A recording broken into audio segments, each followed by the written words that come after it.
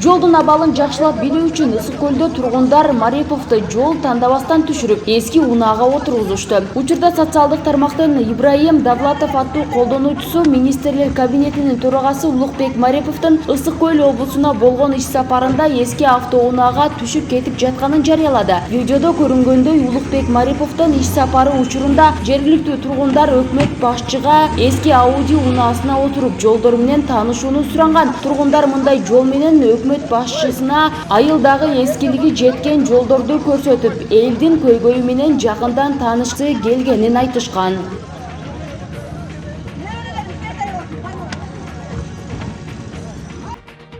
Кыргыздын кызы болгонума сыймыктанам. Айсулуу Тыныбекова Япониядан Кыргыз элине кайрылды. Токио 2020 жайкы Олимпиада оюндарында эркин күрөш боюнча күмүш медаль уткан мекендешибиз Айсулуу Тыныбекова Токио шаарында жалпы кыргыз журтуна кайрылуу жасады. Ардактуу кыргызстандыктар, Жапониядан сиздерге салам. Азыркы учурга чейин көптөгөн каалоо тилектер айтылып жатат. Буга байланыштуу видео кайрылуу жасагым келди. Ар бир айтылган каалоо тилектериңиздер орундалсын. Мен Кыргыздын кызы болгонума сыймыктанам. Себеби сиздердей мыкты жердештерим бар. Мен дагы бир жолу кайталайм. Спорт мындай учурларда мени күчтүү болууга үйрөттү. Менде баары жакшы. Жапон эли меймандостугун жогорку деңгээлде көрсөтүп жатат.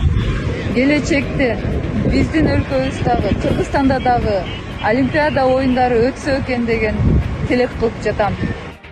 Бердимухамедов менен Жапаров эмне жөнүндө сүйлөштү. Президент Садыр Жапаров расмий иш сапары менен Борбор Азия мамлекет башчыларынын консультациялык кеңешинин жолугушуусу өтүп жаткан Түркменистанга барды. Өлкө башчы Түркмөн президенти Курмангулу Бердимухамедов менен жолукту. Эки президент мамлекеттер ортосундагы кызматташтыкты бир катар маселелерин карашты. Кыргызстандын президентинин басма сөз кызматынан Жапаров менен Бердимухамедов соода-экономикалык байланыштар, Түркменистандан Кыргызстанга жаратылыш газы менен электр энергиясын импорттоо маселелерин талкуулашканын билдирди. Мындан тышкары президент Жапаровдун буга чейинки Түркменистанга болгон расмий сапарында жетишилген макулдашуулар кандай ишке ашырылып жатканын талкуулашты.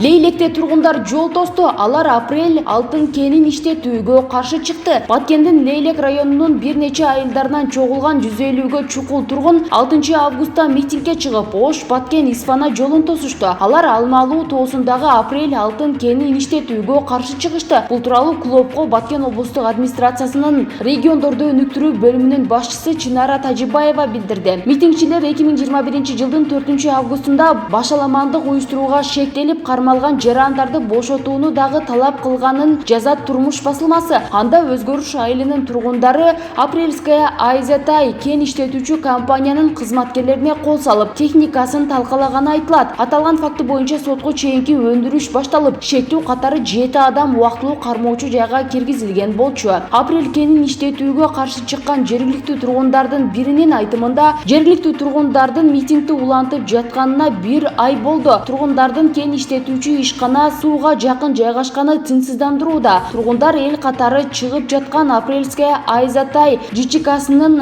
артында президенттин кеңешчиси Арзыбек Бурканов турат деп эсептешет.